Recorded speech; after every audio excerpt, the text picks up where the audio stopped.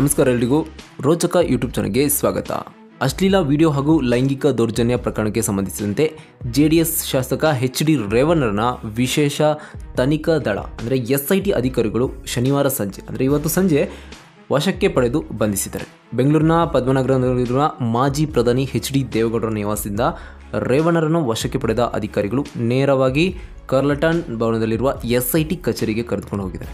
ಮೈಸೂರಿನ KR ನಗರ ಠಾಣೆಯಲ್ಲಿ ದಾಖಲಾದ ಅಪಹರಣ ದೌರ್ಜನ್ಯ ಪ್ರಕರಣದಲ್ಲಿ ರೇವಣ್ಣರನ್ನ SIT ವಶಕ್ಕೆ ಪಡೆದಿದೆ.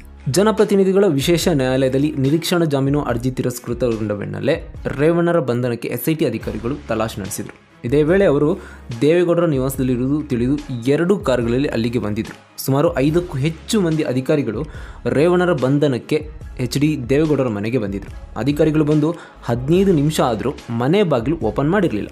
ನಂತರ 15 ನಿಮಿಷದ ನಂತರ ರೇವಣ್ಣರೇ ಸ್ವತಃ ಬಂದು ಬಾಗಿಲು ತೆರೆದು ಹೊರಬಂದರು. ತಕ್ಷಣವೇ ಅವರನ್ನು ವಶಕ್ಕೆ ಪಡೆದಂಥ SIT ಅಧಿಕಾರಿಗಳು ತಮ್ಮ ಕಚೇರಿಯತ್ತ ಅವರನ್ನು ಕರ್ಕೊಂಡು ಹೋದರು. ಇನ್ನು ಎಚ್.ಡಿ. ರೇವಣ್ಣರನ್ನು ಬಂಧಿಸಿದ ಕಾರಣ ಮುನ್ನೆಚ್ಚರಿಕೆ ಕ್ರಮವಾಗಿ SIT ಕಚೇರಿ ಇರುವ ಕಾರ್ಲಟನ್ ಭವನದ ಬಳಿ ಪೊಲೀಸ್ ಬಂದೋಬಸ್ತ್ ಮಾಡಲಾಗಿದೆ. ಬ್ಯಾರಿಕೇಡ್ ಹಾಕಿ ಹೈಗ್ರೌಂಡ್ಸ್ ಠಾಣೆಯ ಪೊಲೀಸರು ಬಂದೋಬಸ್ತ್ ಮಾಡಿದ್ದಾರೆ. ಅಶ್ಲೀಲ ವಿಡಿಯೋ ಪ್ರಕರಣಕ್ಕೆ ಸಂಬಂಧಪಟ್ಟಂತೆ ಜನಪ್ರತಿನಿಧಿಗಳ ವಿಶೇಷ ಕೋರ್ಟ್ನಲ್ಲಿ ನಿರೀಕ್ಷಣಾ ಜಾಮೀನು ಅರ್ಜಿ ಹಾಕಿದರು. ಬಂಧಿಸುವ ಪ್ರಕರಣ ಯಾವುದೂ ದಾಖಲಾಗಿಲ್ಲ ಎಂದು ವಿಶೇಷ ತನಿಖಾ ತಂಡದ ವಕೀಲರು ಖಚಿತಪಡಿಸಿದ್ದರಿಂದ ಶುಕ್ರವಾರ ಆ ನಿರೀಕ್ಷಣಾ ಜಾಮೀನು ಅರ್ಜಿಯನ್ನು ವಾಪಸ್ ಪಡ್ಕೊಂಡ್ರು. ಆದರೆ ನಂತರ ಮೈಸೂರಿನ KR ನಗರದಲ್ಲಿ ದಾಖಲಾದ ಅಪಹರಣ ಪ್ರಕರಣದಲ್ಲಿ ರೇವಣ್ಣಗೆ ಅರೆಸ್ಟ್ ಆಗುವಂಥ ಹೆದರಿಕೆ ಇತ್ತು. ಹೀಗಾಗಿ ಅವರು ಮತ್ತೆ ಮಧ್ಯಂತರ ನಿರೀಕ್ಷಣಾ ಜಾಮೀನು ಕೋರಿ ಜನಪ್ರತಿನಿಧಿಗಳ ವಿಶೇಷ ನ್ಯಾಯಾಲಯದಲ್ಲಿ ಮೊರೆ ಹೋಗಿದ್ದರು. ಆದರೆ ಅಲ್ಲಿ ಆ ಅರ್ಜಿ ಏನಿತ್ತು ಅದು ತಿರಸ್ಕೃತಗೊಂಡಿತು. ಹಾಸನದ ಸಂಸದ ಪ್ರಜ್ವಲ್ ರೇವಣ್ಣ ಪೆನ್ಡ್ರೈವ್ ಪ್ರಕರಣಕ್ಕೆ ಸಂಬಂಧಿಸಿದಂತೆ KR ನಗರದಲ್ಲಿ ಕಿಡ್ನಾಪ್ ಆಗಿದ್ದಂಥ ಸಂತ್ರಸ್ತೆಯನ್ನು ಹುಣಸೂರು ತಾಲೂಕಿನ ಕಾಳೇನಹಳ್ಳಿಯಲ್ಲಿ ಶನಿವಾರ ರಕ್ಷಣೆ ಮಾಡಲಾಗಿತ್ತು. ಮಾಜಿ ಸಚಿವ ಎಚ್.ಡಿ. ರೇವಣ್ಣ ಆಪ್ತ ಸಹಾಯಕ ಆದಂಥ ರಾಜಶೇಖರ್ ತೋಟದ ಮನೆಯಿಂದ ಆ ಸಂತ್ರಸ್ತೆಯನ್ನು SIT ಪೊಲೀಸರು ರಕ್ಷಣೆ ಮಾಡಿ ಕರ್ಕೊಂಡ್ಬಂದಿದ್ದರು.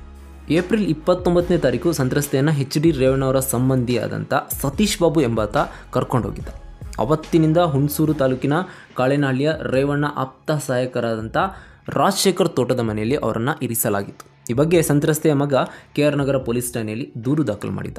ಕಿಡ್ನಾಪ್ ಪ್ರಕರಣ ರಾಜ್ಯಾದ್ಯಂತ ಸುದ್ದಿಯಾಗಿತ್ತು. ಅಷ್ಟೇ ಅಲ್ಲದೆ ಸಾಮಾಜಿಕ ಜಾಲದಲ್ಲೂ ತೀವ್ರ ಸದ್ದು ಮಾಡಿತ್ತು. ಬಿಜೆಪಿ, ಕಾಂಗ್ರೆಸ್ ಮತ್ತು JDS ಪಕ್ಷ ಪರಸ್ಪರ ವಾಗ್ದಾಳಿ ಕೂಡ ನಡೆಸಿತು. ರಾಜಕೀಯ ಮುಖಂಡರು ಒಬ್ಬರನ್ನೊಬ್ಬರು ತರಾಟೆಗೆ ತೆಗೆದುಕೊಂಡಿದ್ದರು.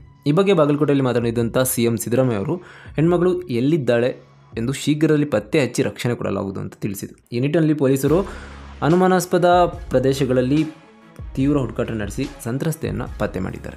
ಅಪಹರಣ ಆಗಿದ್ದಂಥ ಸಂತ್ರಸ್ತೆ SIT ಅಧಿಕಾರಿಗಳ ಮುಂದೆ ಯಾವ ರೀತಿ ಹೇಳಿಕೆ ಕೊಡ್ತಾಳೆ, ತನ್ನ ಮೇಲೆ ಯಾವ ರೀತಿ ದೌರ್ಜನ್ಯ ನಡೆದಿದೆ ಅನ್ನೋದನ್ನು SIT ಅಧಿಕಾರಿಗಳ ಮುಂದೆ ಹೇಗೆ ಹೇಳಿಕೆ ಕೊಡ್ತಾಳೋ ಅದರ ಮೇಲೆ ರೇವಣ್ಣರ ಮುಂದಿನ ಭವಿಷ್ಯ ನಿರ್ಧಾರ ಆಗುತ್ತೆ. ಮಾಡಿದ್ದೇ ನೀಚ ಕೆಲಸ. ಇನ್ನು ಈ ನೀಚ ಕೆಲಸವನ್ನು ಮುಚ್ಚಾಕೋದಕ್ಕೆ ಯಾವುದೋ ಅಮಾಯಕ ಹೆಣ್ಮಕ್ಳನ್ನ ಅಪಹರಿಸಿ ಇನ್ನೆಲ್ಲೋ ಇಡ್ತಾರೆ.